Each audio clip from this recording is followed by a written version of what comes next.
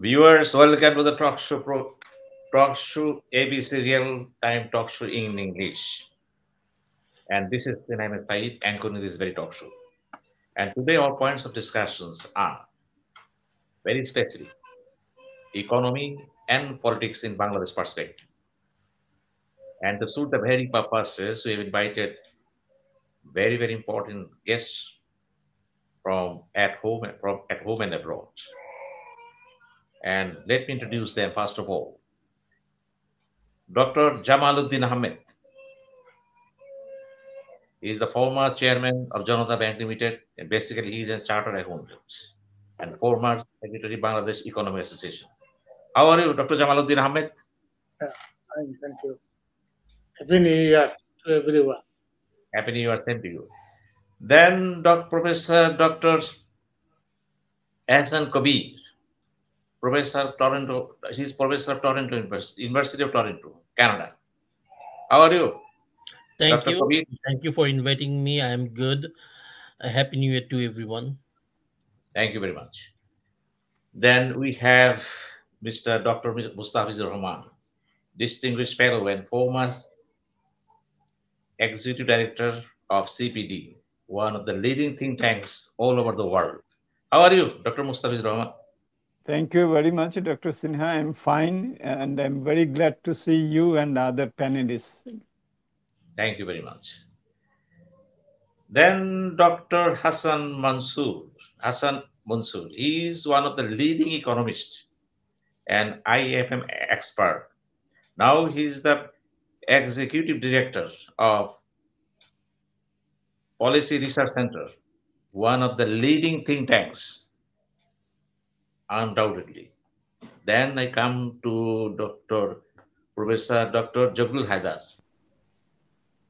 and he's a political scientist and he's from America. And here, one from America, two from America, and three from Bangladesh. Now let us start the discussion, starting from Mr. Hassan Mansoor. Dr. Hassan Mansoor. Yes, please. You are a very well-known economist in Bangladesh, or not all, because you know everybody knows you very well at home and abroad. And what is your understanding of economy and politics in Bangladesh perspective, please? Well, the politics is a very different animal, and we have just seen the election, which is predictable, predetermined, and essentially it indicates a desire to have a continuity of policies, I believe, with some course correction, of course, I hope. And if we look at the economic side of the next government, I think it will be a challenging time upfront. And what we would be looking forward is that the country is facing multiple challenges. One challenge is on the economic side, definitely, which includes high inflation, declining reserves, unstable exchange rate and depreciating taka, and also slowdown in economic activity, along with high unemployment rate, particularly for the educated youth and so on, low investment. So these are the major challenges, and these are both short-term and medium-term challenges that the next government has to overcome. And issue is that how they're going to do it. What will be the new economic team? That's the most important thing that I would like to look at from the government. I don't care about rest of the cabinet. Most people even don't know who they are, other than 4 or 5 of the cabinet members. So, but we would like to see the economic team, and that should comprise the finance minister, the commerce minister, and the planning minister. These 3 are very important positions. And I believe that the government, at least for the change, we hope will bring in a good set of dynamic people who can steer the country out of the current economic challenges or troubles or turbulence. We have to have a good economic team and they have to deliver upfront, very much in line with IMF targets and beyond, perhaps, because the status quo is not an acceptable position anymore. The government has a tendency to love status quo. They don't want to change, and that is reflected even just the past former finance minister. He was not effective at all. He was virtually incapacitated, but still remained and retained by the government as the finance minister, which is the real spokesperson for economic matters. And we hope that this time there will be a good, solid, dynamic economic team who understands the issues and delivers this. We need a political leadership. It cannot be and should not be driven by the bureaucracy, as it has been done until now. So we would like to see that political leadership taking hold of the economic challenges and steer the country out of it. There will be short-term challenges, there will be medium-term challenges. The short-term challenges are the three I mentioned: inflation, stabilization of exchange rate, and also prevention of the decline in reserves, which cannot go any further down. On the medium-term challenges, it is the tax effort has to go up from 8-9% range of GDP in terms of GDP to at least 12, 13, 14, 15% or even more. And also the banking system, which is a major problem. And we can expect a lot of banks collapsing in the not too distant future, or being basically kept alive by the government, which is not a desirable outcome. So we would basically like to see these challenges being tackled effectively, efficiently by the government and its economic team, so that Bangladesh comes out of the current troubles and moves towards the stated objective of becoming upper middle income country by 2030, achieving the SDG objectives or close to it. It will not be achievable. I don't think it can be achieved by Bangladesh anytime by the target date of 2031, but at least achieve a major part of the SDG objectives and take us to the path towards higher income country, if not 2041, maybe by 2050. But let's not be stuck in the low income, middle income trap that in all likelihood we can remain if we cannot improve our economic governance, if we cannot improve our institutions, if we cannot reduce our level of corruption, and if we cannot make Bangladesh an attractive destination for the foreign investment and domestic investment as well. We have slipped a lot. Whatever you say, whatever paint you brush you use, Bangladesh has problems and fundamental problems.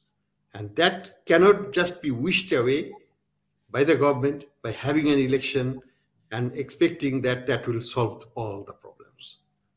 We look forward to a positive change from the next government.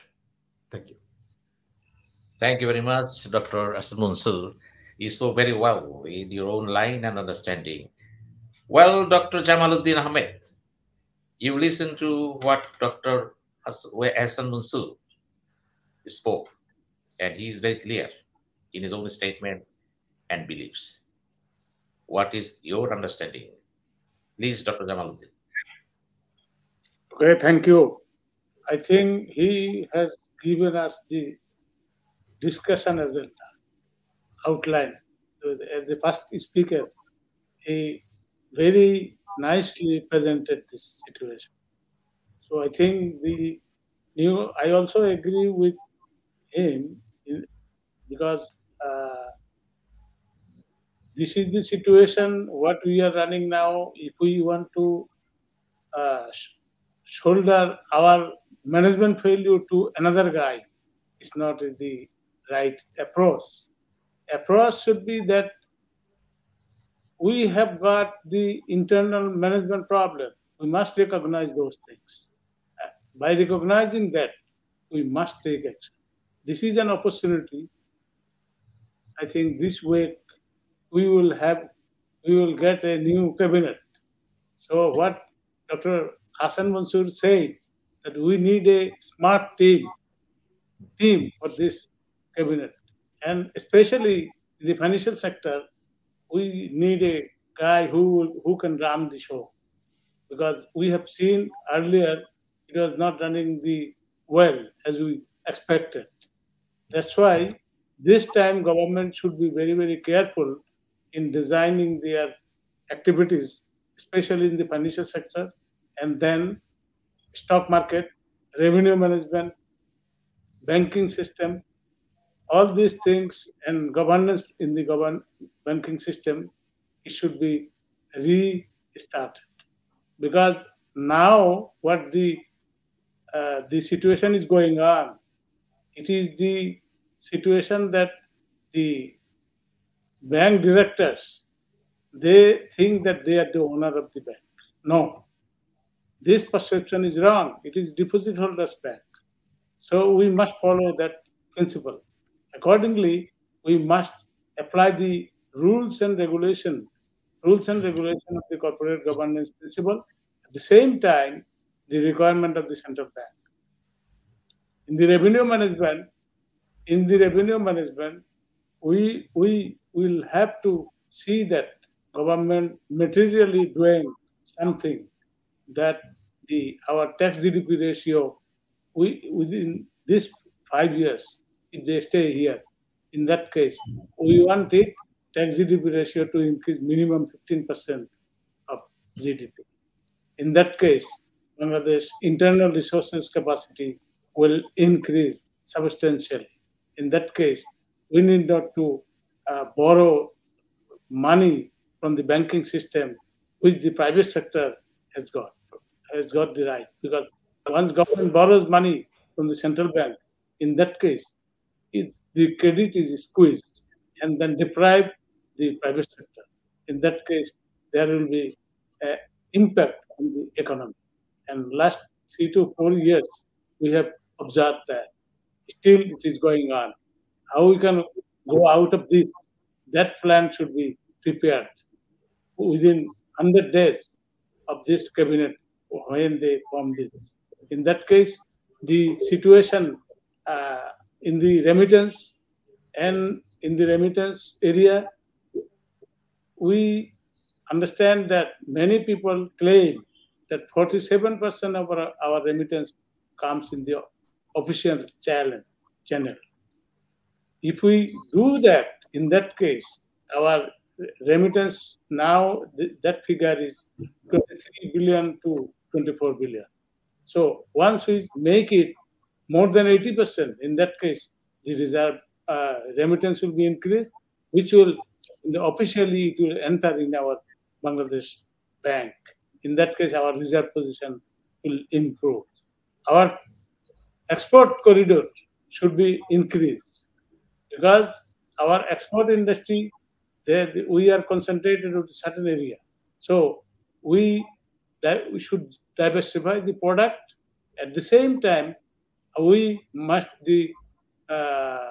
increase the corridor of export, new corridor. So our foreign ministry is located in different countries.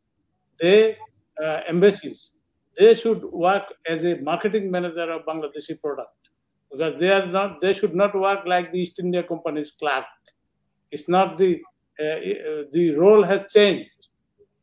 Simultaneously, government also will have to decrease its size in terms of, we have witnessed that the Bangladesh started in 1973 with 21 cabinet members. It has increased in different regimes from 35, 50, 40, 55, and then it became into 77. Now it is 55. We think that this size is very big and it should be reduced to 15. If it is not possible, it can be 18. You have to recast the thinking process. We will have to change the paradigm we must change shifting the paradigm, because large government, large cabinet, large government and large cabinet, the communist countries, they follow that. But Bangladesh is following the market economy. With this principle, we cannot go like that. In that case, on 15 to 18 cabinet members should be in the team under the leadership of the Prime Minister. In that case, economically, this might be a sizable, economically feasible government size. So unnecessary expenditure will be reduced. In that case, Bangladesh can face this kind of situation, and we are running very difficult situation now. You see, our tax GDP ratio is very low in any comparison. Even in South Asia also. So we must give the attention and the digitalization of the economic system should be there, and the central bank digital currency, if possible, they should go for, because our neighboring country, India, is experimenting that.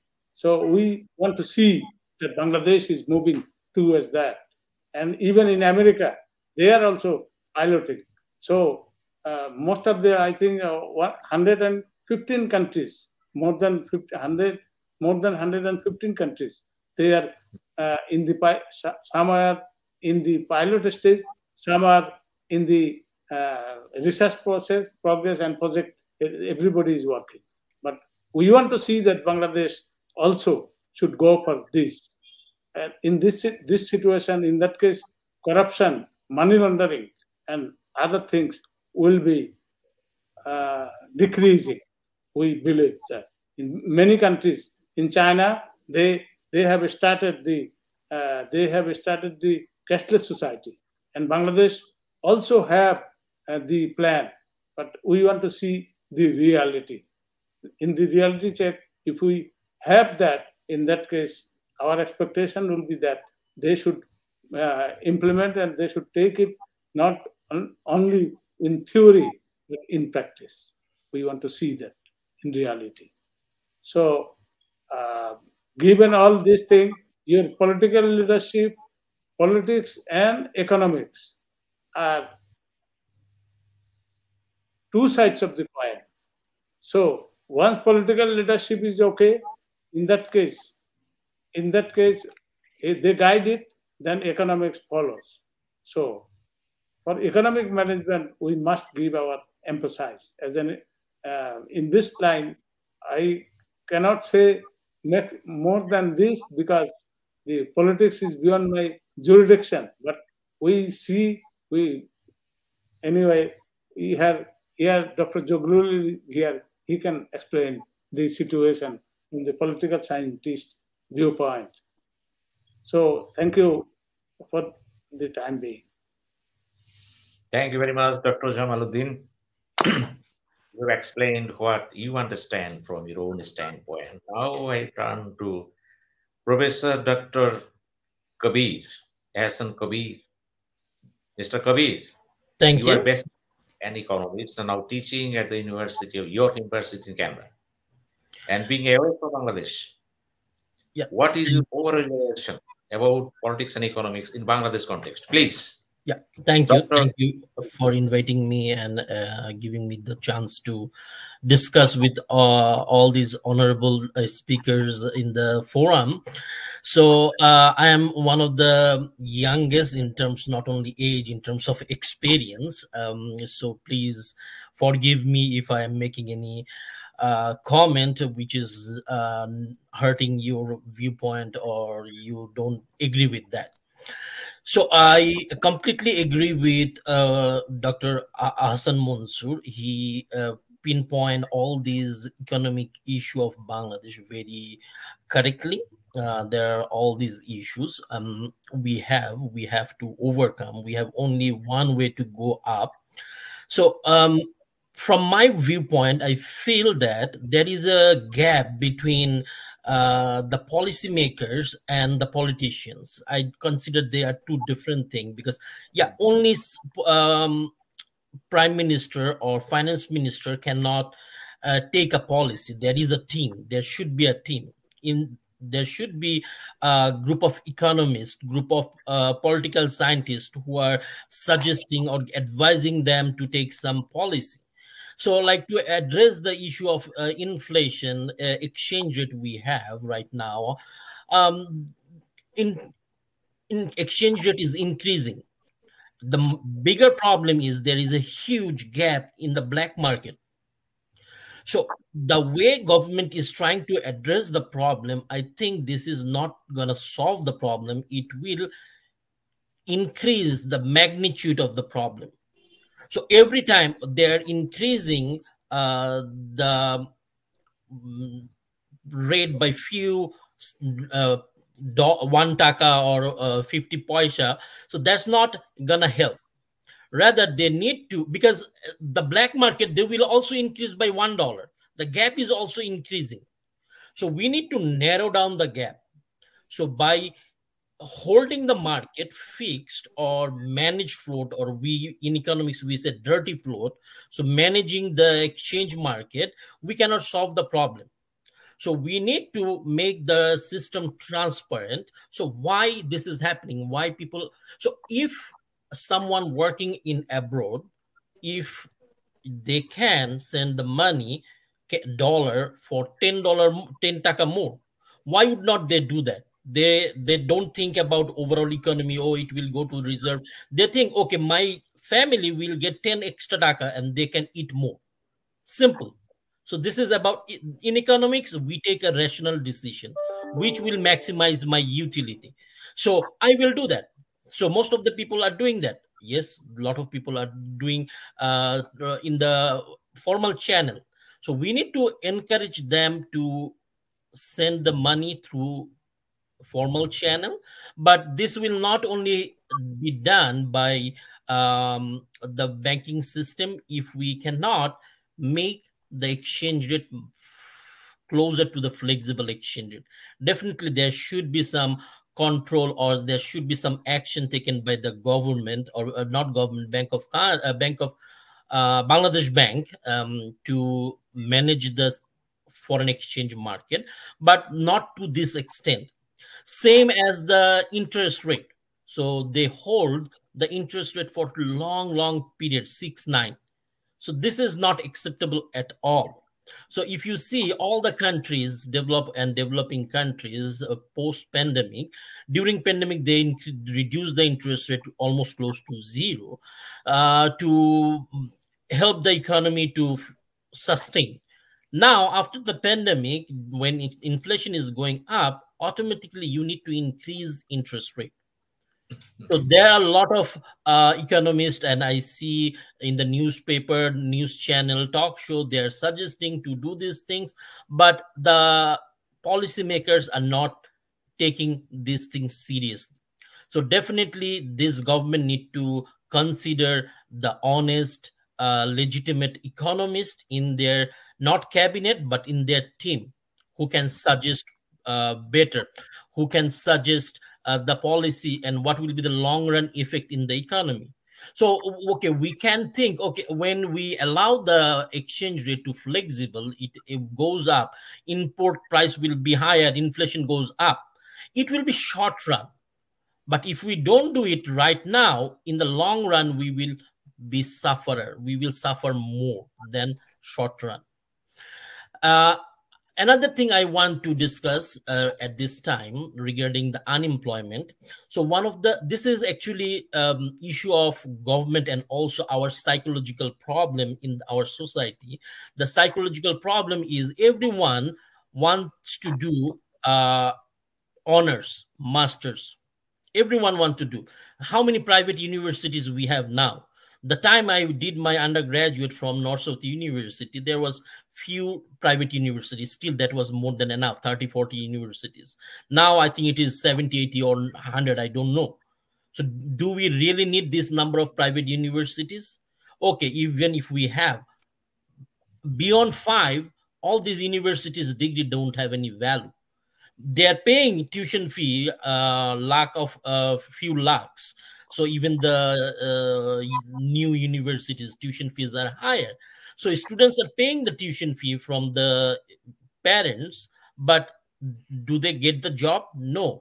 What they're doing nowadays, I can see ad. So for the peon job, so clerical job, they're asking for MBA. This is ridiculous. So rather, if we can encourage vocational training, even in developed countries like Canada, we have college. So here we have about 102 or 4 university. These are public funded university, and about 200 colleges. So in these colleges, students go, and even from high school, students do the trade course. Trade means not trading like the carpenter and those handy jobs. They learn about all these techniques. So they learn the skill. So these add values. So we have population. So we need to convert this population into human capital. And if we ask everyone to do honors masters, so it's not going to help anyone. So we are spending our money for education for the sake of education, but we are not getting educated. We are not getting educated. Rather, we need to develop skill. So this skilled worker, when they will go abroad for work, they will earn way more money, 2-3 times more money. Even if they work at home, even if they work at in Bangladesh, they will be more productive, more skilled. That thought process will be different. So that will help to increase productivity significantly. So overnight, it's not possible to change the mentality of the society or family, parents. So, but government need to take this initiative seriously. So they need to address this concern. So they need to develop vocational training. How many vocational training institutions we have? Very, very insignificant. We need a lot of these to take care of unemployment issue. So with this, I would like to conclude my speech now for the time being. Thank you.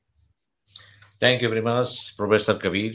Now I turn to political scientist, Dr. Jagul Haidar. You are from Canada.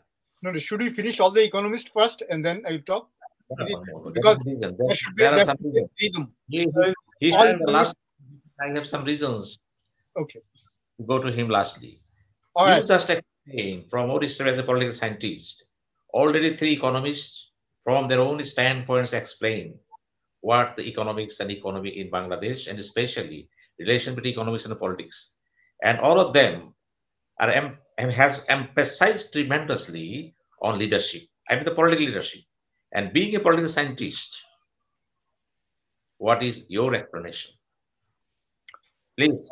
Thank you, Dr. Sinha MA Sayeed. I'm really, it's a high privilege and distinct honor for me to be with you here, this wonderful panel of economists. I'm the only guy who is not an economist, who is a political scientist. So first I want to congratulate all the learned economists for their very threadbare discussions. Wonderful. I learned a lot from them. Thing is that actually, I just want to let you know that yesterday, day before yesterday, we got an election. Election is over now. You know, after election, you know, everybody normally, all nationals of a country, they do have kind of expectation that we are going to move forward towards a new achievement, towards a development. But unfortunately, the election we experienced 2 days ago, that could not generate that kinds of hopes and aspirations among the people. It has created whole lot of frustration. So when the economists are talking about, you know, Dr. Hassan Mansoor, while he was giving a brief, you know, detailed discussion, detailed statement on the economy of Bangladesh, it was very bleak and frustrating picture of Bangladesh economy, I heard. But the thing is that in order to correct your economy, in order to put your economy on right track, you need to have a better political environment. This is what in political development we teach our students, the political prerequisite of economic development. We have to have an environment which economic development requires. If you don't have a stable polity, if you don't have a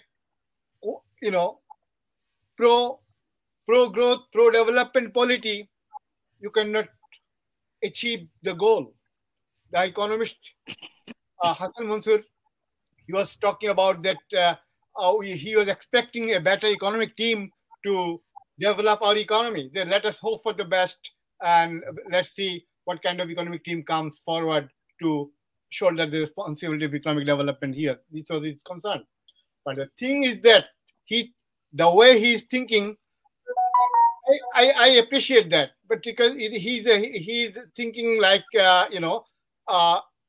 everything remains unchanged in economics. You people, you teach that it will happen. The development will occur if everything remains unchanged. The unseen factors. But I don't know if he has counted the unseen factors. What is coming next? What is coming tomorrow? If polity doesn't go well, how economy will function? I have no idea. I do not have an answer for this question. You have to have a very regulated political system. But the election we got, the results we got, everything was predetermined. Nobody is happy with that. So where we are remaining in the same paradise where we are. So we have to change this. First, we have to improve this political environment. If you cannot change this political environment, this kind of expectation for economic development, this kind of expectations for fixing the economy will not come into being. Because politics, I always give politics the upper hand, because it is the at the end of the day, it is the politician who leads the economy, who leads the country. So they will have to take the politician will have to take the responsibility. They will have to shoulder the responsibility. So politicians, the way politicians are, showing us the future, I don't think that we see the right future. With the future we see, that is bleak and frustrating. That is very uncertain future we see here. We don't see any light at the end of the tunnel, because this right now, just half an hour ago, I was watching a news, and they are saying that 3 countries, United States of America, Canada, and UK, they said that we did not send any election observer, and the people who are saying that we are who are giving their reactions on behalf of America, Canada, and UK are not representing the concerned governments. They are representing themselves or their own organizations. They do not have any correlations with us. That means that those countries still did not recognize your election. And American State Department has clearly said that the election was not free and fair. But still we should go with the government, because we cannot ignore the government. Whatever government you have, we have to work with them. But what kind of work that will be, that is very important.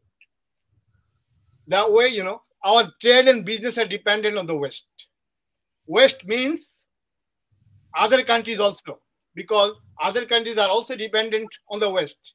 If they do not comply with the West, again, they will be under sanction too. So at this point, the countries who are regulating the global economy, they did not consider our polity, our political system, our political leadership, our election, all these things. So I don't know, how we are progressing towards our economic, the correction of our economy. I have no idea, because we have to fix our politics.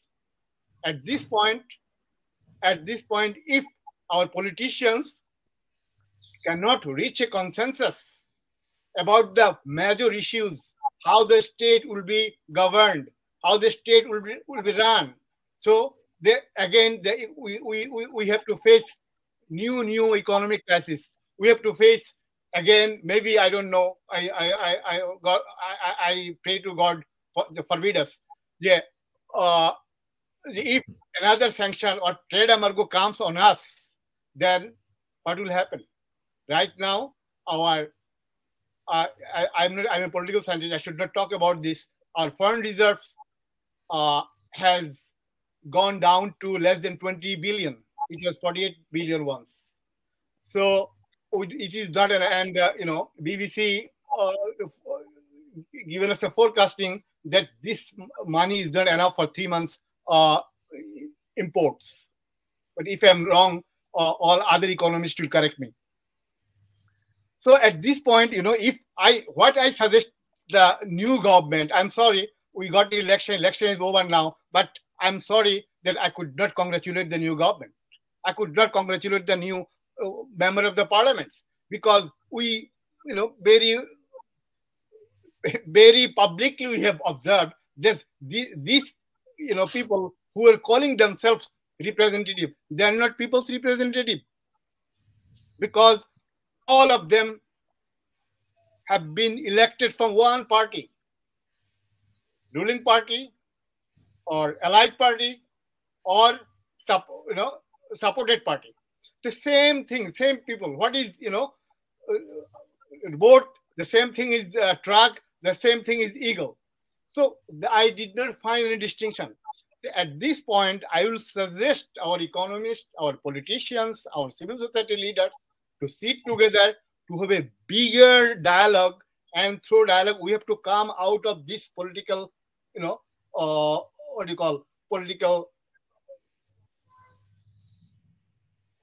political crisis. So we have to come out of this crisis somehow. So this is only possible through a national dialogue, and from that dialogue, we have to take a decision how we shall go towards our future. Now, I'm coming to the economic development. Long time ago, when I was a student of Dhaka University, I had the opportunity to read a book. It's called, the author was Charles K. Wilber. Long time, it is 70s, 60s book. He wrote a book. The title of the book was Political Economy of Development and Underdevelopment. And there, one author, his name is Dudley Sears, he wrote an article, The Meaning of Development. What the development in economics, he said, what has been happening to poverty, what has been happening to unemployment, and what has been happening to inequality. If all three declines from high level, then beyond doubt, this has been a period of development for the country concerned. So we have to look at where we are locating in terms of poverty, unemployment, and inequality.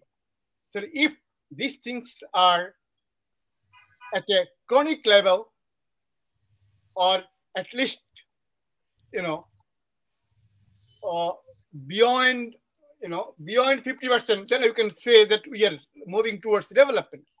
But in Bangladesh, the situation we are passing, so this morning when I got your call, I got some studies. I don't know if it is right or wrong, because most economists at their World Bank, they said that our poverty rate is 20.5%. That is $2.15 per day consumption. And below poverty and or abject poverty is 13.8% right now. And unemployment total 3 million people are totally unemployed. And inequality, exact figure of inequality is not with me. I believe that top 10% people controls 80% of the national assets of the country. So I think chronic inequality is prevailing in the country. I'm talking this thing from my assumption. I'm not very exact, to be honest with you. So unemployment, inequality, and poverty, all three things are, very Dr. Joglul, I Yeah. will come to you, And please. 1 minute. at this One point, minute. I cannot say that we are in a process of, we are a develop, we have improved the quality of life or improved the economic development of the persons, persons concerned. Thank you so much. Thank you very much, Professor Joglul. Now I turn to Dr. Mustafiz Rahman. Dr. Mustafiz Rahman, you are leading such an organization in Bangladesh that is first and foremost object of attack by all the governments past and present. And the logic they hold very impassionately that CPD is very much motivated politically and otherwise. But the reality shows CPD is one of the best organizations in Bangladesh that is speaks for the nation, for the country, for the people. What is your realization? Dr. Mustafizur. Thank you, Dr. Sinha. This is an excellent opportunity to discuss some of the very pertinent, relevant, and important issues which are of critical significance as we embark upon the year 2024. And we just had also our elections. We had heard our political scientist, the rest four of us are economists, is generally said that where there are four economists, there are five opinions. But I would, at the very beginning, confess that I agree with what my fellow panelists have mentioned. When this government came after the 11th national parliament elections in 2018, and the scenario that we see now after the 12th parliamentary elections is quite different. Let us also agree that in spite of the various hiccups and various challenges, we did have a consistent growth rate. The poverty pace was reducing, and there were good indicators in terms of various socio-economic performance issues. So how the issue that we should discuss is how such an economy could fall into this type of macroeconomic crisis. And that is where we should have to draw our insights and our conclusions.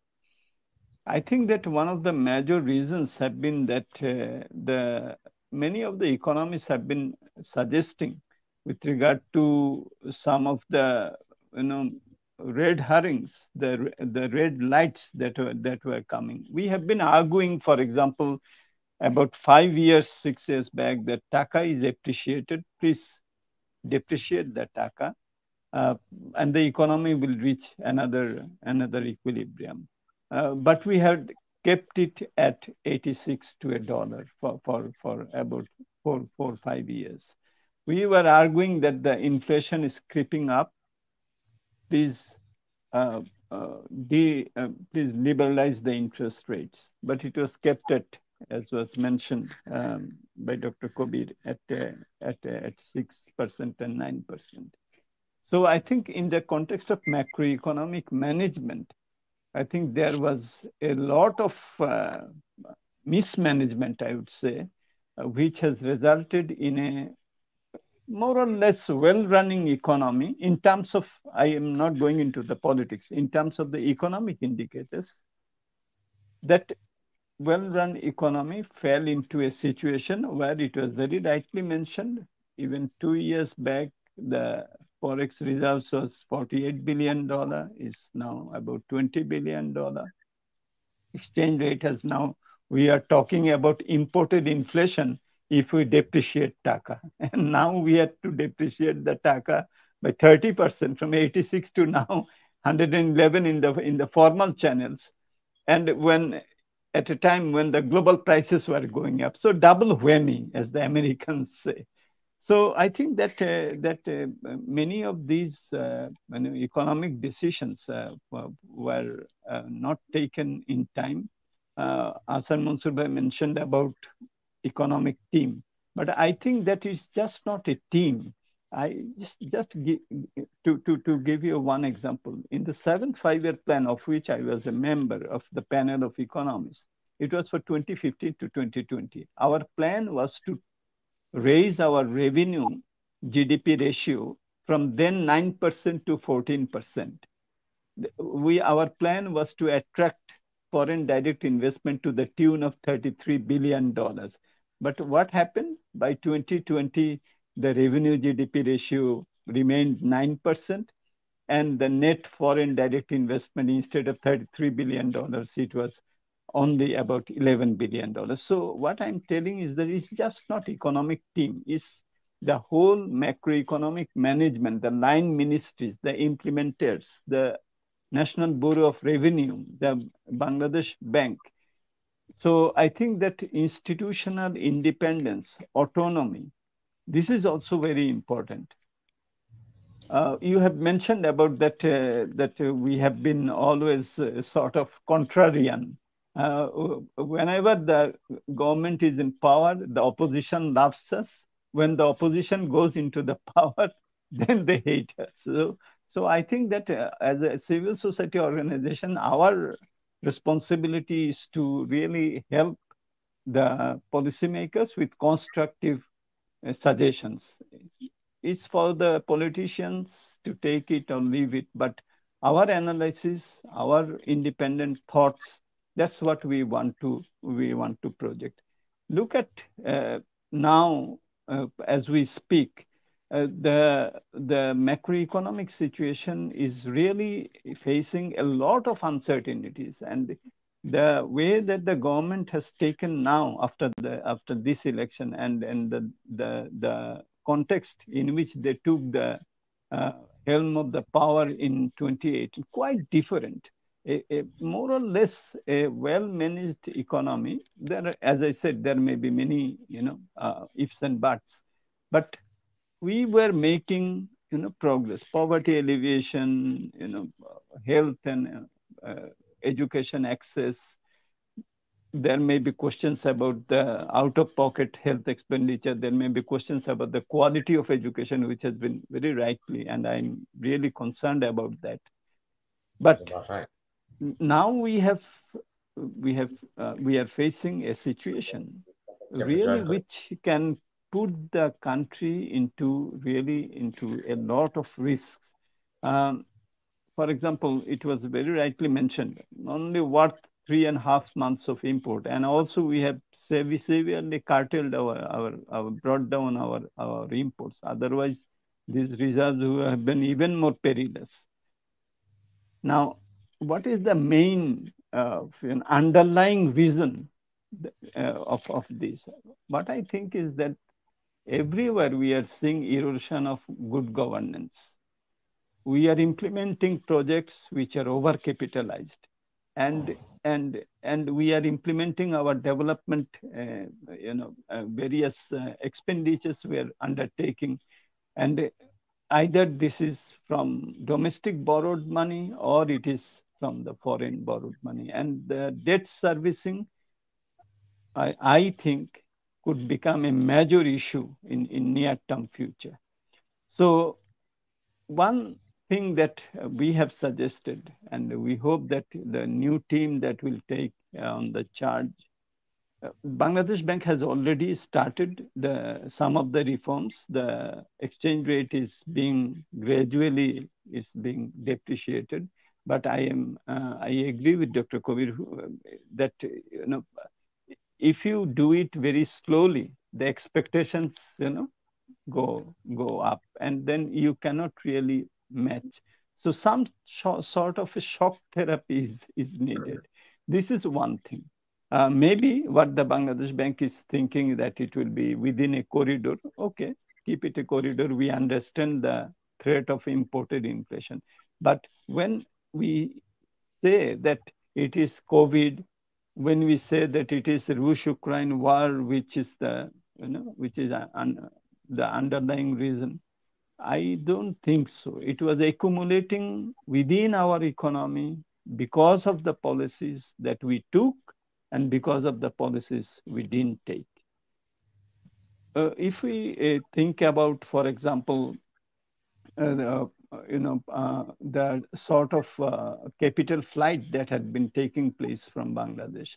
The Global Financial Integrity Report was reporting every year about 7 to 8 billion dollar being taken out of the country through under invoicing and over invoicing, trade mispricing, various hundi howler transfers. We drew attention that we will have to break this nexus, but we have seen that no action was taken at that time. We were drawing the attention that when this government in 2009 took over the power, the debt default was about 22,000 crore taka. As we speak now, it is 156,000 crore taka. We were mentioning that the mega projects which we are being, constructing, these are needed, most of them, but the overcapitalization, the rent seeking, we were drawing attention to this, and everyone knows it. Even the government said that in Singapore, in Malaysia, in Dubai, in Canada, in USA, the ill-gotten money which is being taken. But we have financial intelligence unit. We have various institutions, anti-corruption commission. But the way that these institutions would enforce the law and the institutional mandate, that we didn't see. So what we are seeing is an accumulation of all these negligence that we have seen. Now one can say that this has, and Dr. Jalul mentioned that it has connection with politics. You cannot separate politics from economics and economics from politics. They are entwined. That's why we call the political economy of governance. But I would say that there are some steps in spite of, so we have a government now, they will form an economic team. But I think it's just not the team. I think it is the institutional efficacy, good governance, which sometimes we hear zero tolerance against corruption, capital flight, debt default, tax dodging. I think all these will have to be really rethought, and real enforcement will have to come, because sometimes a crisis is also an opportunity. I think that this is the time that we will need to do the necessary, because the cost of not doing is very, very high. I can see that, as was very rightly mentioned, if you look at the Bangladesh unemployment, the higher the education, you have, the higher the percentage of unemployment, according to our BBS, Bureau of Statistics, Bangladesh Bureau of Statistics. So this is really dangerous, because if you are educated, you have a lot of expectations. And if you cannot have jobs that match, corresponds with your expectations, then it's a lot of social tension. We don't want that. If you look at inequality, the income inequality, the wealth inequality, it has been, in spite of the GDP growth rate and the poverty reduction, the inequality is rising at a very fast pace. In 2010, according to the BBS, the difference between the lowest 5% and the highest 5% income holders was about 30 times. In the 2022, the last one, it went up to 80 times, the difference between the highest and the lowest 5%. So I see that there is also a lot of income inequality, wealth inequality. So this is also not good. So if we think about the government's own vision document, the 2041, that by 2041 Bangladesh will be an economically developed country, socially inclusive country, and environmentally sustainable country. Where is that social inclusion? So I would say that as I said, every crisis is also an opportunity. We must. We have the government. They will be there. How we can together in an inclusive way resolve all the differences. That is, as a citizen, that is also our wish, as Mr. Jaglul rightly mentioned. But economy will be there, the people will be there, and we will have to manage the economy and come out of the current macroeconomic uncertainties and risks with appropriate policies. And there, I think that good governance, zero tolerance to corruption, implementational efficacy, all these will be very, very important as we go forward. So thank you very much. If there is an opportunity, I can come back once again. Thank you. Thank you very much, Dr. Mustafizur Rahman. Dr. Jamaluddin, Dr. Mustafizur Rahman spoke like a voice of economic development.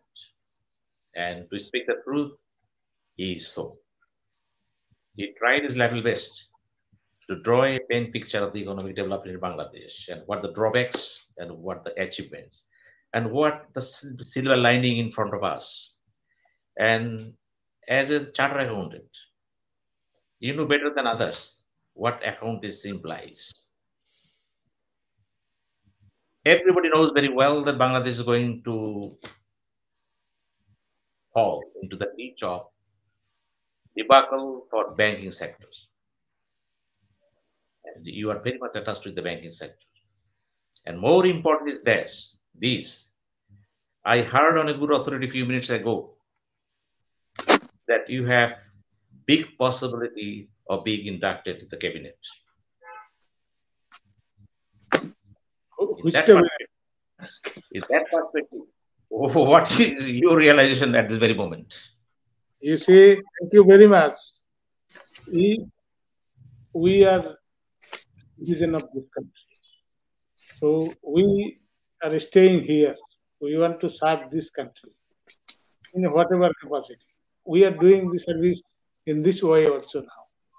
So, given all these things, was Mustafiz Bhai and our earlier speakers, what they said, taking into account, I think everybody was in favor of good team. They emphasized the good team, about the good team. And I do agree with them regarding the increasing of the tax GDP ratio and other areas what Mustafiz Bhai has told, because we belong to in the same department earlier. Later on, he went to for PhD outside the country. We stayed here in Bangladesh. Anyway, his suggestion and Gurgu's suggestion, I think we should recognize all these things. Politics and economics are, what I said, two sides of a coin. So once you are, at the end of the day, responsibility is lies on the politicians. What technical team they hire in the cabinet, that's their ability to choose the right person. In that case, say for example, now Biden is running the show.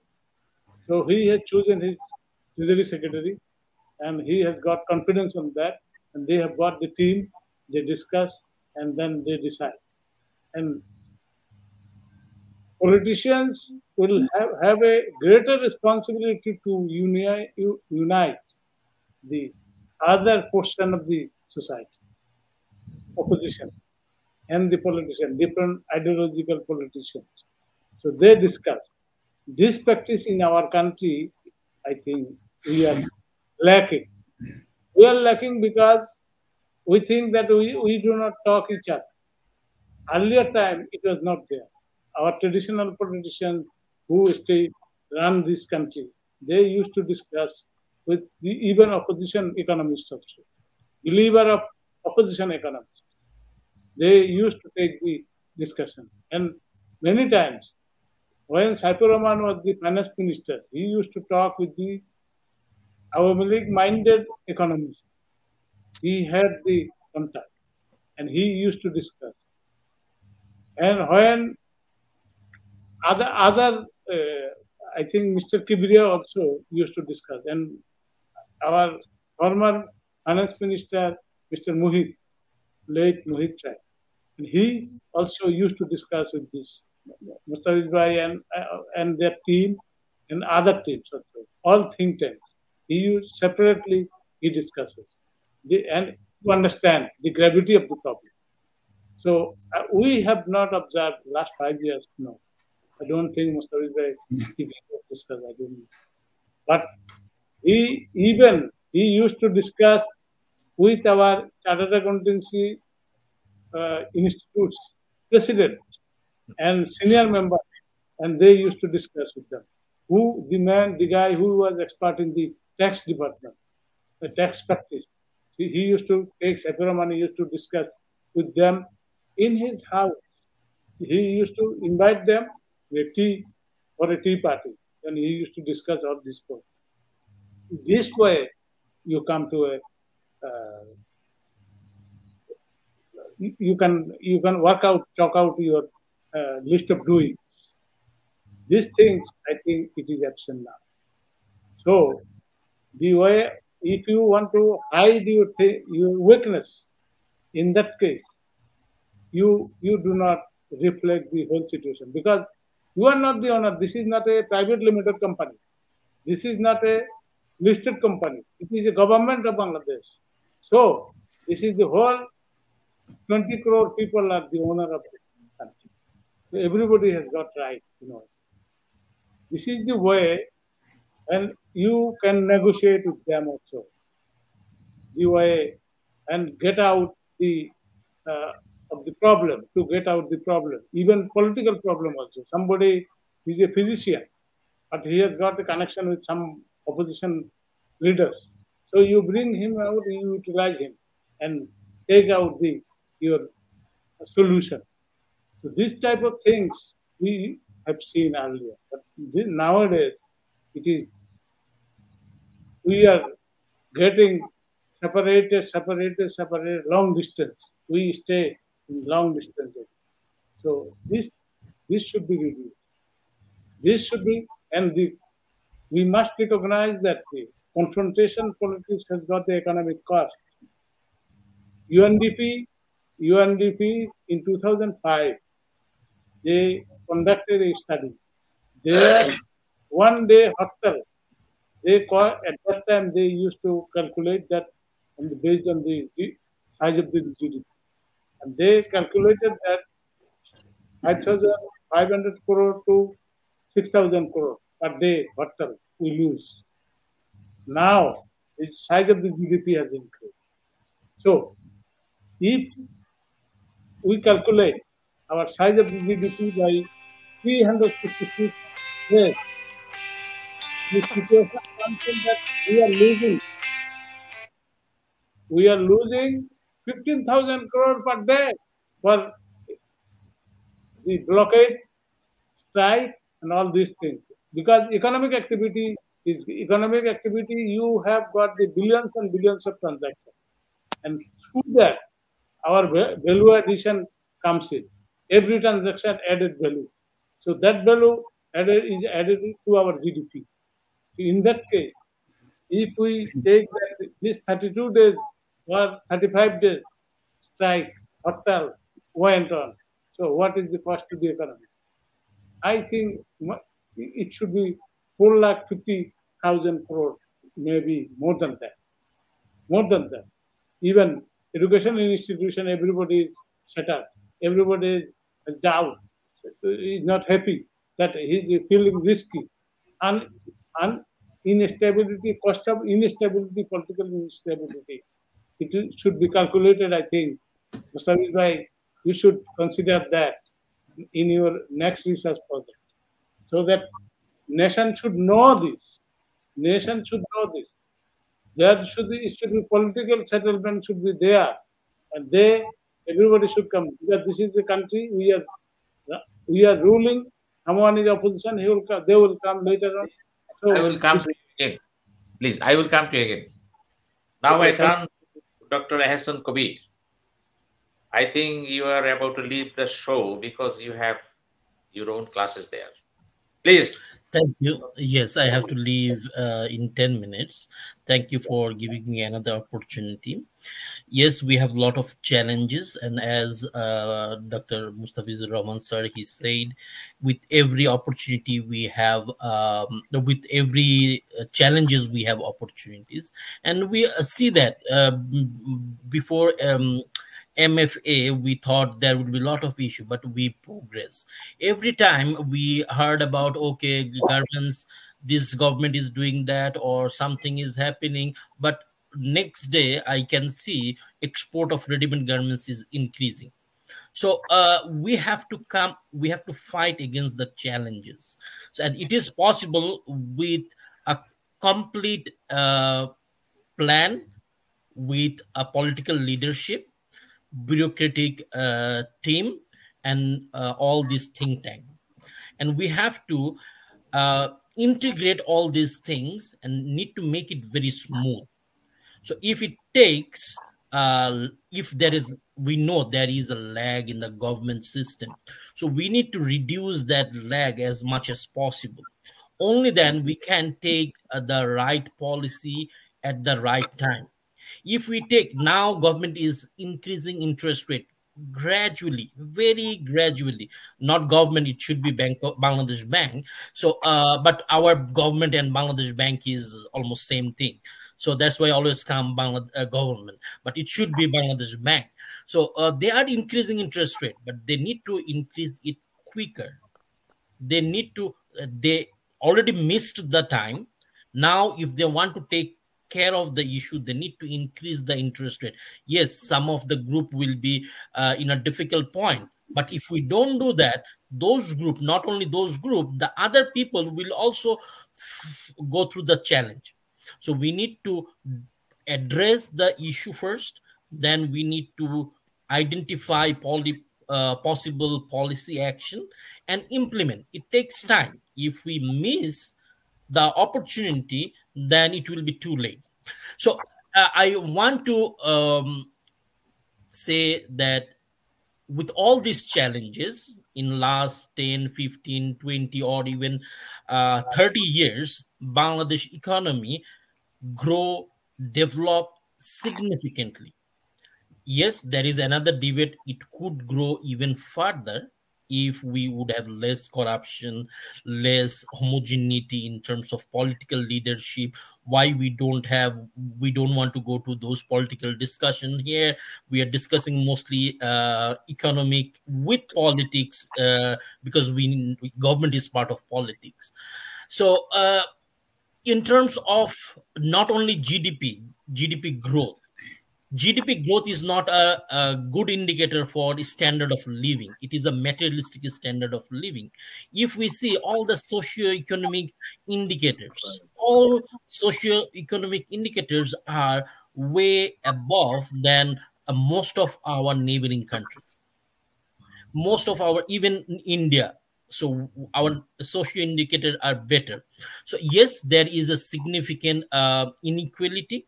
Inequality is a problem, not only in Bangladesh, even in Canada. Even in Canada, inequality is a severe problem. So in US, it's a severe problem. So we have to overcome with this, every part of the world. In Canada, more than 12% population live under the poverty line. More than 12% is. So average income of individual average income only $56,000. Nowadays, it's not possible to live with $56,000 at a minimum standard of living in Canada. Household income, $96,000. You cannot think even to buy a house in a proper way. You need to do, even here there are corruption. A house price in GTA, Greater Toronto area, is decent house $1 million. To afford that house, you need to make $200,000 income. How many household can do that? Still, they are buying house. How? Corruption. So everywhere there is these challenges. Yes, these are more developed country. They have more sophisticated system. Legal system is very strong. We have to take care of our institutions. Sadly, but truly, our institutions' quality is declining. Economy was developing. Right now we are at the verge of little bit shakiness. If we can take the proper policy, maybe we will be able to recover soon. But the sad part is our institutions.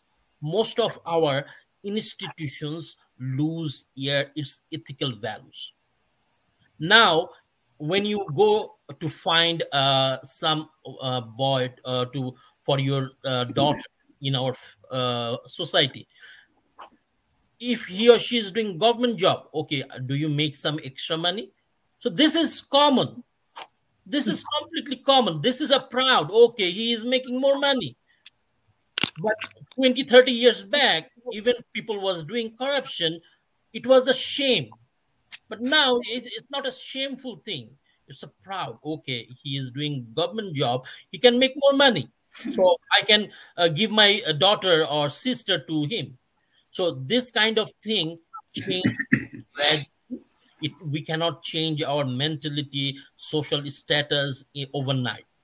So in Canada or other developing countries, every time we try to compare with developed countries, it is a wrong comparison. We cannot compare apple with orange. We should not. We have to think about reality. We have, if we take a policy from Canada, like recently I was hearing that our education system again changing, sadly, they bring a curriculum from Finland. Mr. Kabir, please shorten your speech, please. Oh, just 1 minute. So they are bringing a curriculum from Finland. So Finland curriculum will not work for Bangladesh.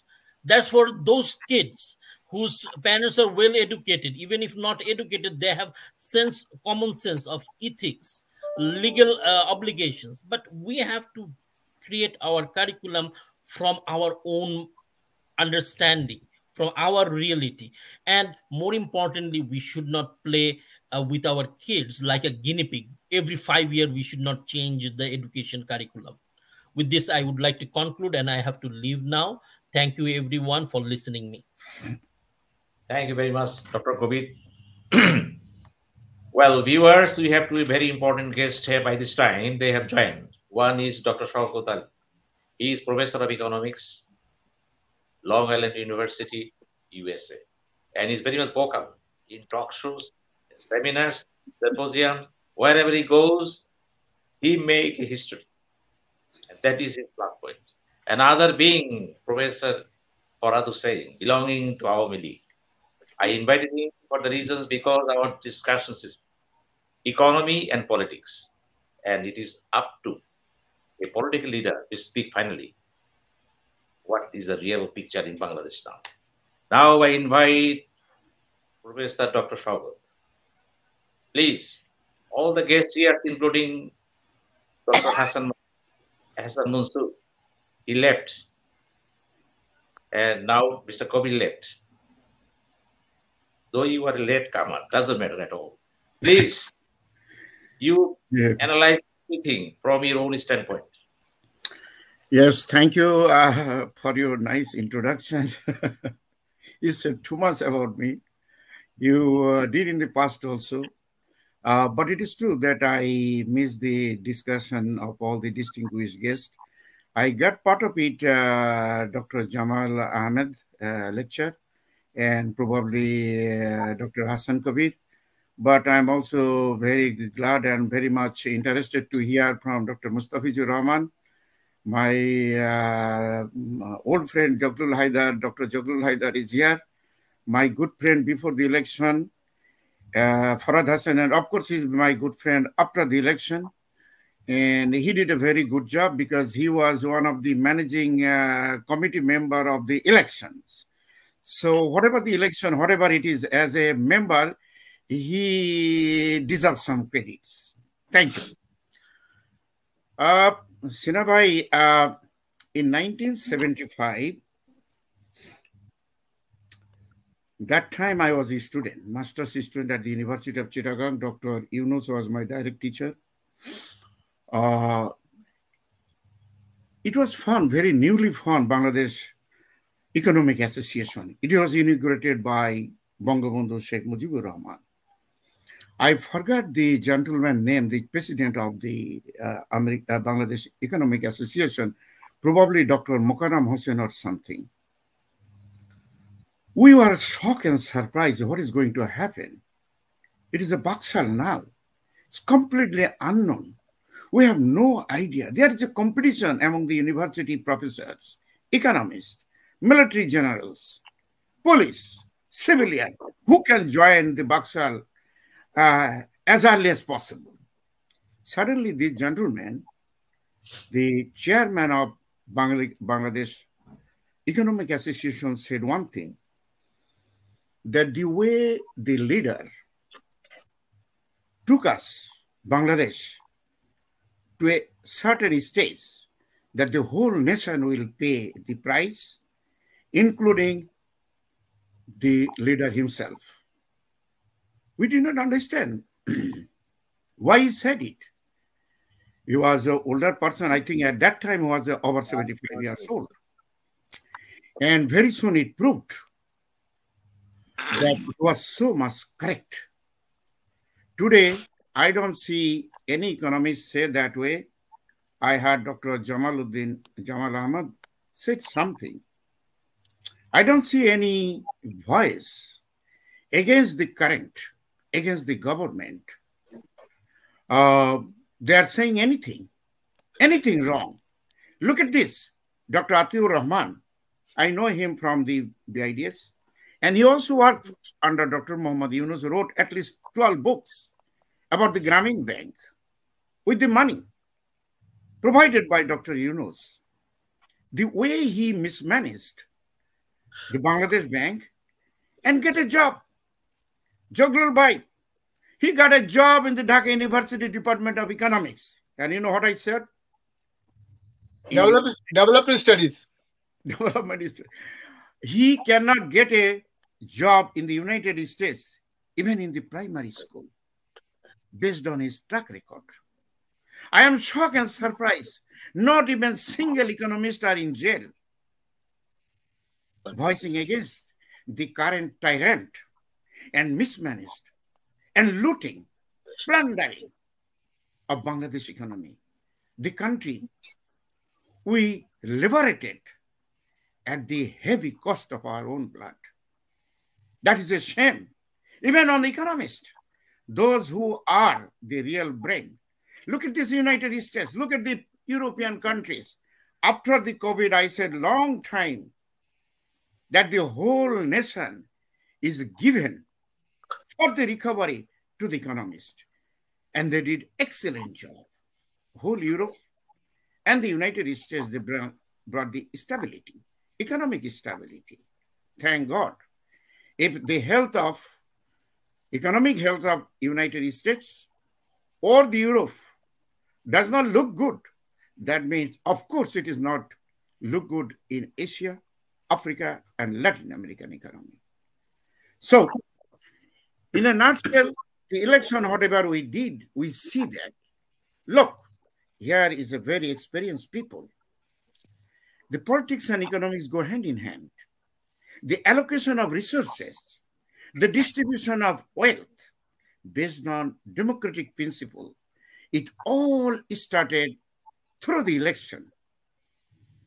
Listen, when I was in leftist politics, I very proudly said that time that B.I. Lenin said, it doesn't matter that you voting for whom, it matters who's counting your votes.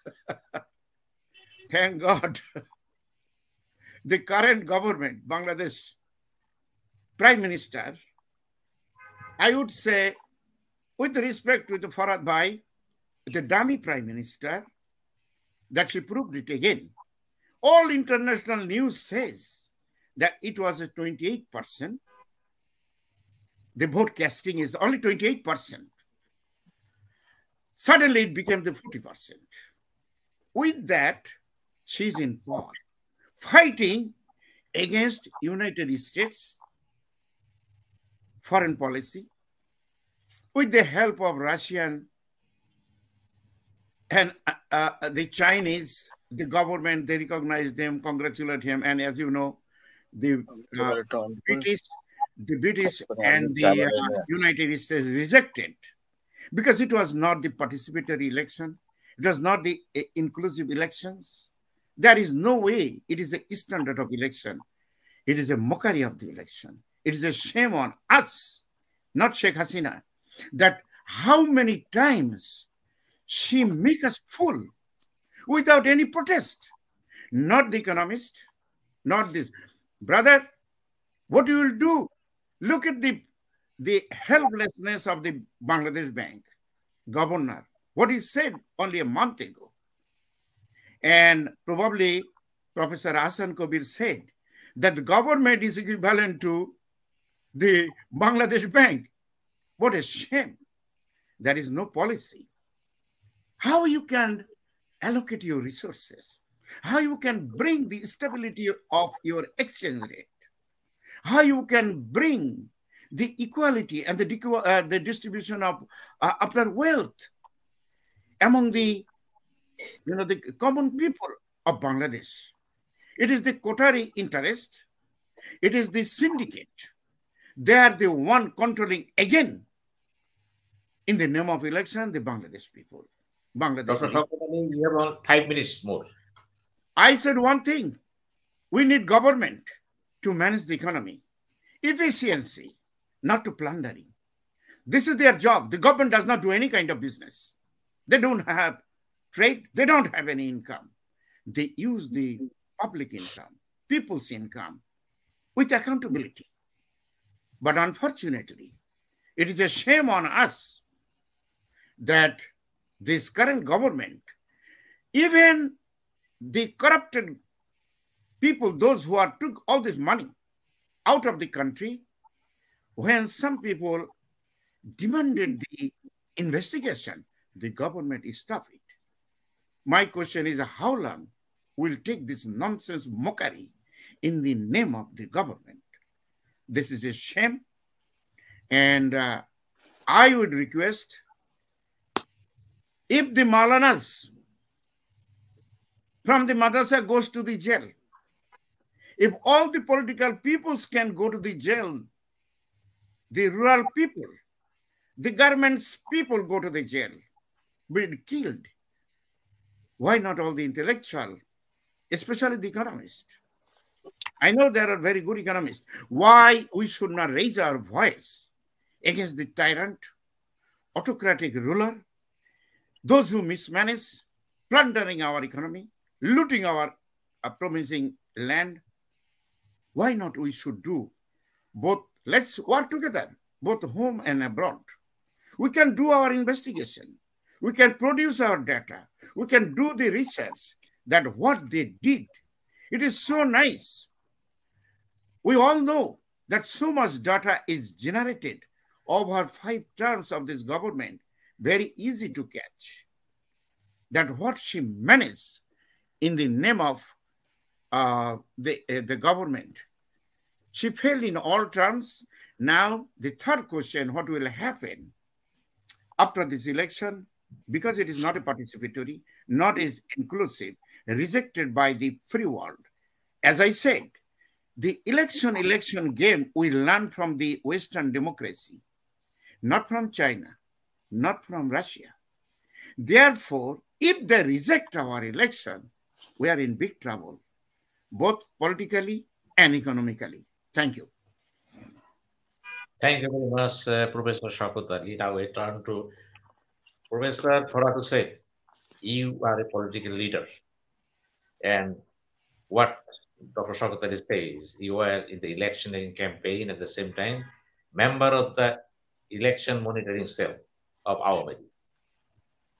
And you know very well that all the economists and political scientists, they emphasize on rule of law, good governance, and macroeconomic management in Bangladesh in overall perspective. What is your responses to all these calls? Professor Faradu said. Thank you very much, Sinha. Your time I is feel 6 minutes. proud. 6 minutes only. I feel proud and as well as apprehended. I am proud and honored that I have been invited here today with to talk before very distinguished personalities who have already confirmed their contribution to the nation building in different capacities. I, I am not a man of that much capacity at all in knowledge, wisdom, and everything. Even though you have invited me for your special affection to me, and I am really grateful to you. Politics is an institution which should not be controlled. It is a current matter, it is a current flow. And in this flow, there are so many things every day is happening. You are getting experience every day, particularly in the field of politics, in the discourses of politics, in the discourses of dialogues, talks related to politics. And I'd like to tell something about the comment of Dr. Shaukat Ali, my senior brother. I love him very much, respect him very much because he has got a very good concern, particularly to his motherland. And he has already used a term that is promised land and promised land, like the Israeli people promised land. But he is using this particular term very positively because, to express his particular concern and patriotism towards the motherland. Very important thing is that Shokut Bhai told that election has not been participatory one that has been held last 7 January. But how? What is the definition of the participatory election? I'd like to know this. Any particular political party is declining in the election. Does it mean that election has not been the participatory one? I do not agree. Yes, election will not wait exactly for participation of the particular political party. Now, only government has got a particular strong obligation, according to the constitution, to launch an election, to conduct the election. Election has been conducted by the election commission, and the election commission is is an independent body, not being influenced by any corner of the government at all. So I think that election commission has done its duty to conduct a free and fair election. The percentage of the vote is 25%. As Dr. Shaukat Ali, my my favorite brother, told. But 28% percentage of vote is fine. I'd like to tell about the participation or the percentage of vote is a casting vote in the Western world. And particularly, I would like to mention about the United States of America. What is the picture of the percentage of vote casted in their different elections, local and general election? Their percentage is much more skeletonic than Bangladesh.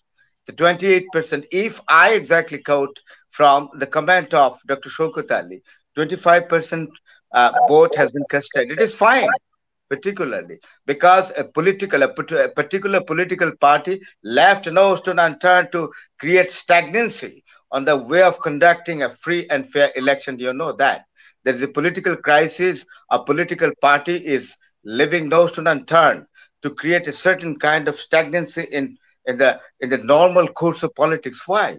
May I exactly know this as a citizen of Bangladesh?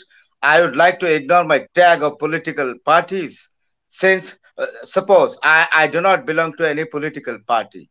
What is the duty of a what is the duty of the ruling party? Is it possible for the ruling party exactly not to declare the election and not to conduct the election? We have to exactly realize the situation. Situation is very important. One thing is there very important. It is a session mostly influenced by the talking of economics. But I am not a man of in the field of economics at all. So I'm very much apprehended and scared to talk about it. But I'd like to tell one thing, that our Bangladesh Awami League is fortunate enough to get a very giant figure in the field of economics to be incepted, had been incepted in the cabinet in several times, and they tried their level best exactly to uphold the economy in a very strong way. We know that Bangladesh has been in the stage of sustainable position, particularly in the field of economy. Export economy is fine, very good. Import is very fine, and agri economy is very, very fine. If you look at, I think that here today, very distinguished persons are present here in this show. And it is my humble request to invite them to go to the village. And I know that there are research distinguished persons here today, and they have got the composite experience. What is the picture of the village life? The village life, the standard of the village people are very fine. They are leading a particular standard of life in the village, having the necessities, having their capabilities. And Bangladesh government, the Awami League government have already ensured so many facilities for the old people, for the old women, for the widowers and widows, you know that. And they're leading it. They are getting community health clinic facilities. They are getting housing facilities, those who have no houses at all. All these programs, Bangladesh now today is enjoying a great privileges in the field of communications, and the world, the Asian's longest structure, Padma Bridge, has been constructed.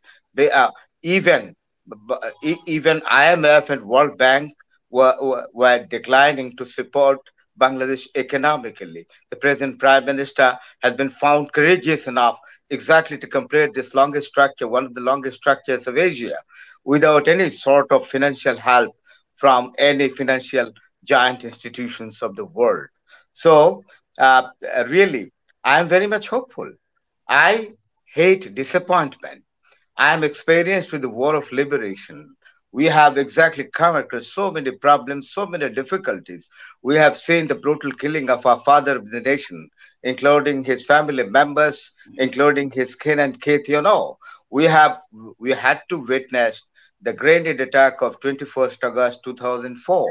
These are exactly these are the heinous things. Heinous attitudes created stagnancy, particularly in the normal course of politics, which is totally unfortunate.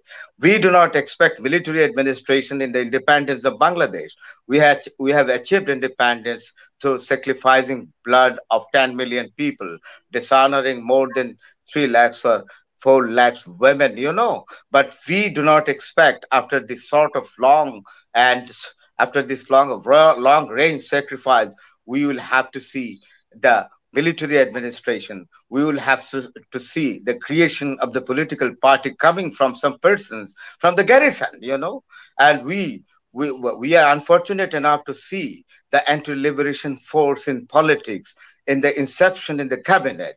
This is very unfortunate for Bangladesh. I am very much happy that you have given me a particular chance. I don't have any particular clear experience about economy, and that is why I am not in a position exactly to share my experience in the field of economy. And especially, I am very much nervous to talk about economy in the giant figures before me. Thank you very much. Sinha bhai. Thank you very much. Now I turn to Dr. Mustafizur Rahman again, because you spoke in the past, which was not heard by especially Dr. Shaukat Ali and Mr. Farhad Hussain. And you have another 5 minutes you have. What is your conclusion and comments on the coming days of the government, especially on economics? Thank you, Dr. Sinha. And the last 2 interventions were also very good. I can see that there are different perspectives, and that's what democracy should be, I think. In the democratic dispensation, there should be space for differing opinion, conflicting perspectives, and that's the Bangladesh that we had fought for. If I recall, Bangabandhu surrounded himself not only with Awami Leaguers, there were many fellow travelers who didn't agree fully with him, but he drew the insights from them and he worked towards the independence of Bangladesh by taking their support. So you don't have to be necessarily a government person in order to contribute to policy making and contribute to the development of your country. And that's where I see that we don't see that appreciation now. If I tell about the achievements, then it is fine. But when we draw attention to the major the challenges that we are facing, the challenges that could take that could increase the risks that Bangladesh could be facing in the near future, then if you think that I am an anti-government, that type of attitude is not helpful.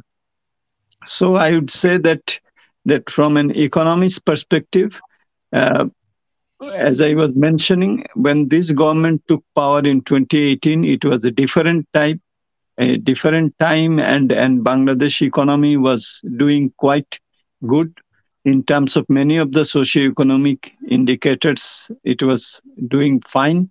But as we speak now, I think this is the time when we need inclusive governance. We need good governance. We need transparency. We need accountability.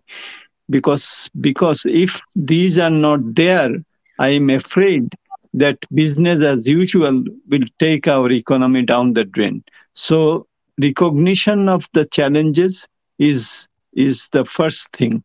And as we were discussing, an economy which even 2 years back had a foreign reserve of $48 billion. And as we speak now, it is $20 billion.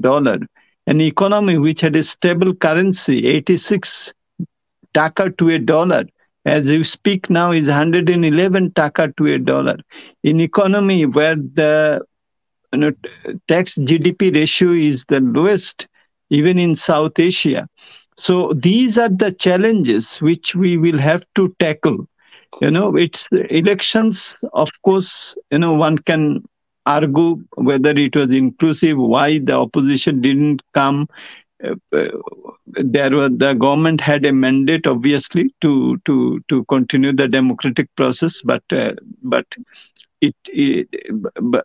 was a process through which the election had taken place, and we can discuss with it. But I think that going forward, inclusive politics, inclusive economics, inclusive social cohesiveness is so important. One of the strengths of our country had been that we were more or less a homogeneous country in terms of our culture, in terms of our language, in many ways. That was the strength of our country. Why this divisiveness, which going forward could undermine all the good things that we have been able to achieve together? And also together, successive politicians have also contributed. We talk about ready-made garments. We are the second in the world. Some politicians took the decision that we will allow bonded warehouse facilities for import of raw materials. Some politicians had allowed back-to-back LC against master LCs. Some politicians allowed cash compensation scheme so that the ready-made garments could thrive. So let us give due to where it belongs. So I would say that going forward, let us build an inclusive Bangladesh. Is just not an economically developed Bangladesh that we had fought for. We had fought for also an inclusive Bangladesh. The inequality that I was mentioning, growing inequality, is a time bomb, social tension. And I was also mentioning, the higher the education you have, the higher is the percentage of unemployment you have. All these are government statistics. It's not concocted or cooked by us. So as an economist, as an analyst, as a public policy analyst, I think that we all love Bangladesh, whether you are in Bangladesh or whether you are abroad. Is a globalized, world. We can all contribute, but our major, I think, objective should be to really foster an understanding, not fuel the contradictions and conflicts that we have. And that's the way that we should go forward. And I think that we will overcome. We have crossed 52 years, and Bangladesh will live, the people will live, and I am very hopeful that the current uh, the conflicts that we see, it will pass through and good judgment will prevail, and we will have an inclusive, not only inclusive economy, but also inclusive politics. Thank you. Thank you very much, Dr. Mustafizur Rahman. Now we turn to Dr. Jamaluddin. Dr. Jamaluddin knew very well that Bangladesh is faced with so many challenges, opportunities, and dilemmas. And to overcome all these things, what are your focuses on macroeconomy, meaning fiscal policy, monetary policy, and dollar rate and exchange? Tell Mr. Thank you Dr. again. Thank you again. 5 See, minutes. you see, our problem is already identified. There is a terminology in the Japanese language, NATO. No action, talk only. We are talking, no action is taking place. Every time, whatever problem you identify, you tell it and draw the attention of the policymakers. But no action we have seen. You see, where Bangladesh became independent, Bangabandhu could allow all freedom fighters. I would have been very happy if he allowed duty-free car to all freedom fighters. We have not given that. That was no resource. Now, you see, we are parliament members in military government Ishad period. They have allowed that the MPs can import car duty free. So this duty free, my demand is that these MPs are now so poor. I don't think so. So this duty should be withdrawn and it should be submitted to the National Exchequer. New government, my demand to the new government that they should do this. They should pass this law. Next budget. You see, regarding the foreign exchange actually problem is there. It is a disease like diabetes in human body. When you do not maintain the rules and regulations, then diabetes increases. If you follow the rules of the game, in that case, diabetes remains stable. Then you see a lot of people, they after attacking by diabetes, they career their life minimum next 30 years they are alive. This means that this is the management problem. This We have problem, 2 minutes. Jamaluddin, yes, 2 minutes.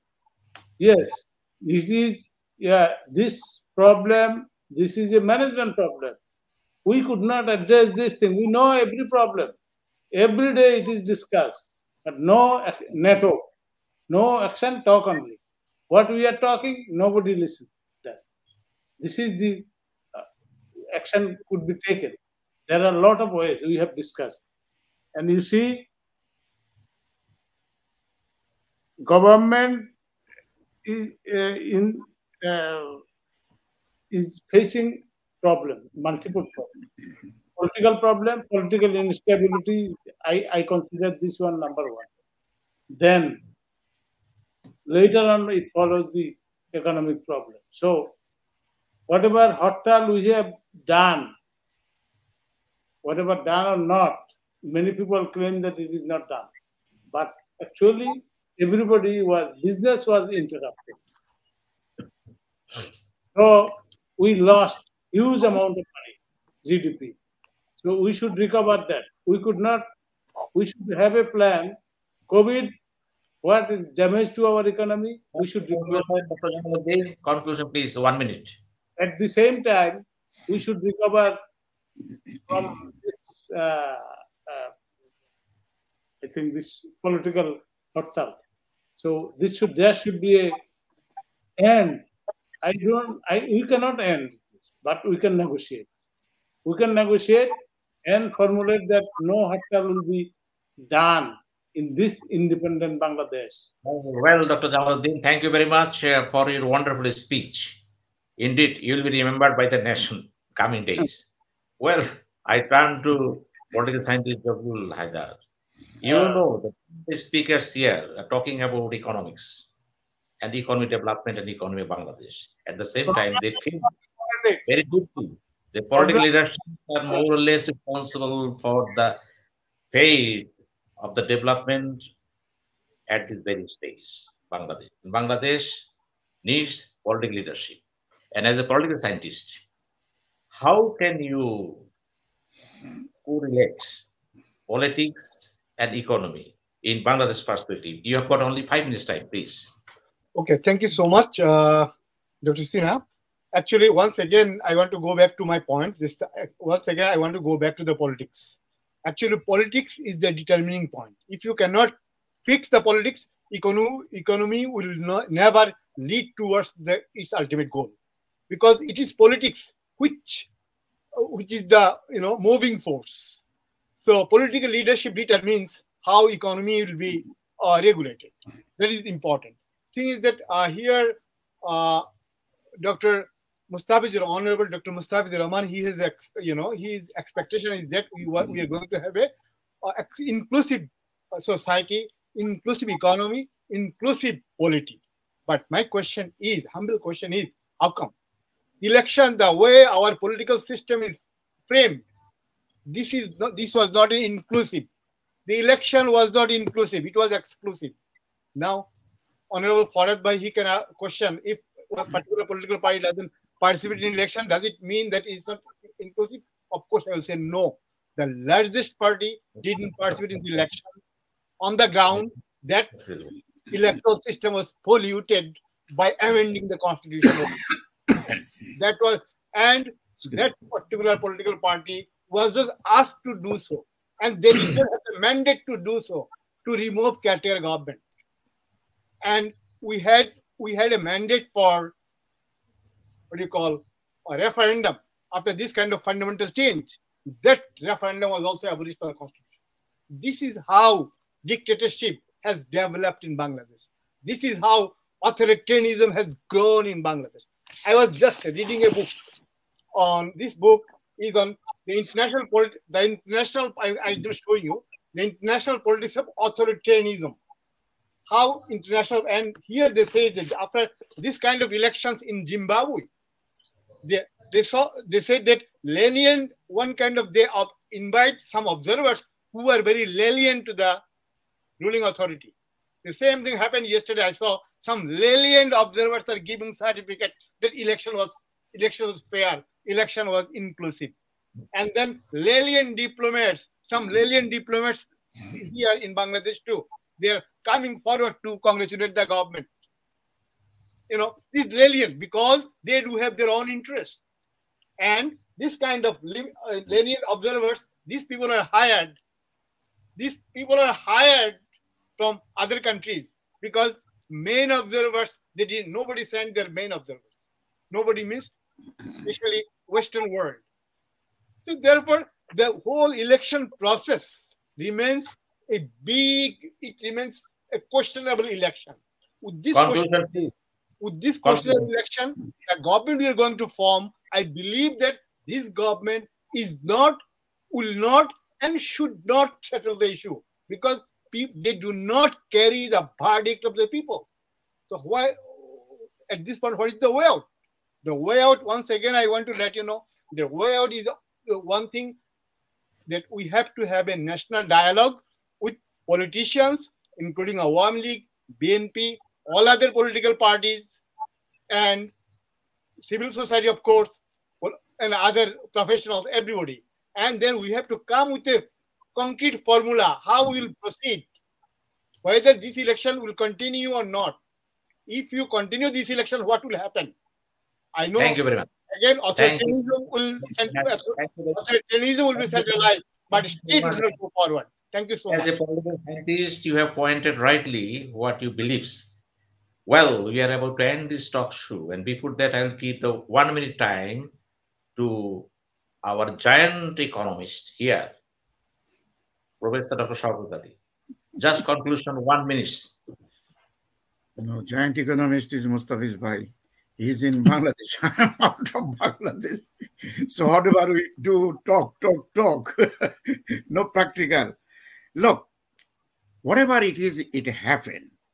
There are two ways. 1 minute, only 1 minute. The current government just elected January 7, whether they will follow the confrontation with the open economy market, which is Europe, Australia, and United States, or they will make the compromise. They must need to compromise immediately within Bangladeshi people, intellectual. As Mr. Jamaluddin Ahmed says, that across the board, the current government can fix the past mistake if they call everybody. Not necessary. You have to go to the political leaders. I know you put them, all of them, in jail. We are in big trouble, brother. So bring these people, intellectual people, and discuss how we can move forward.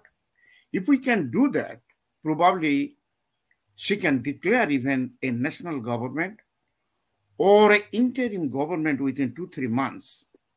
If it is possible politically, then the economic turmoil that we are going to facing immediately, as we can see clearly, that probably it could stop, or there will be some kind of positive, note for the economy.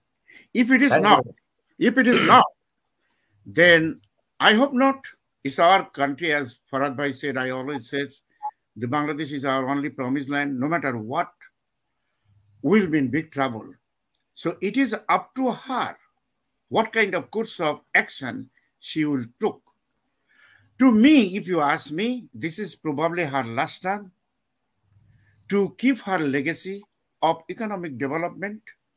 She must need to open her heart across the board, all intellectual group, even all political group. Listen, nobody is coming out from the jail and toppling her.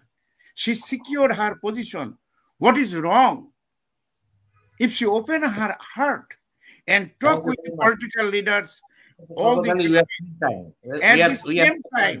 at the same time, open up a dialogue with open, free country, then probably we can avoid the economic turmoil that we can see that is going to happen very soon. Thank you. Thank you very much. Well, at the end of the discussion, I would request Professor Farad Hussain, because he belonged to Awami League, and being an arch supporter of Awami League and also leader of Awami League, what is your conclusion in a minute, please?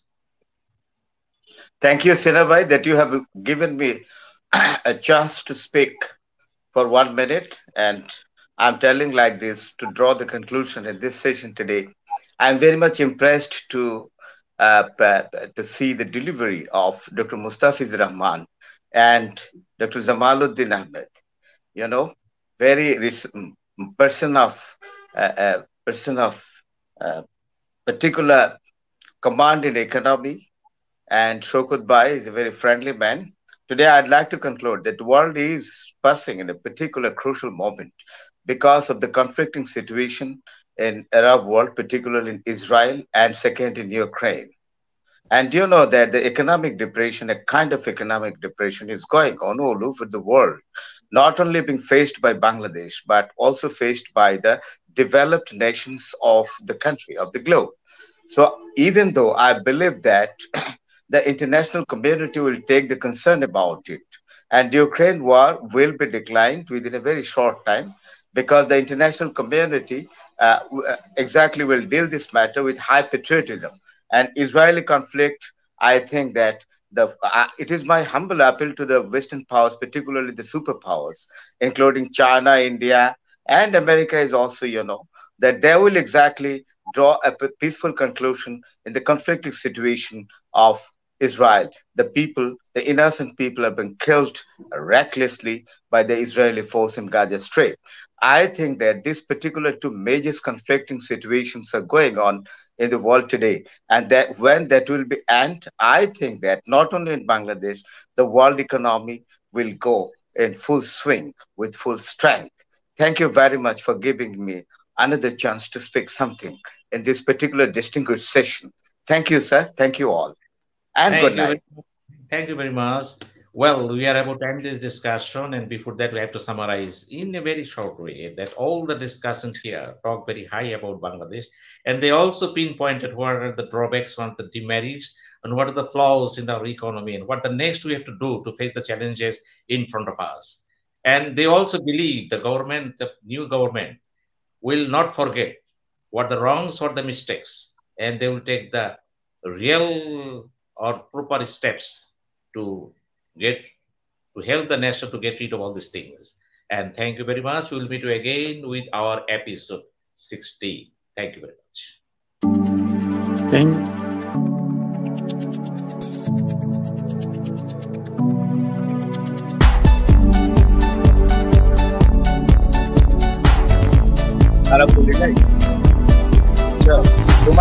you.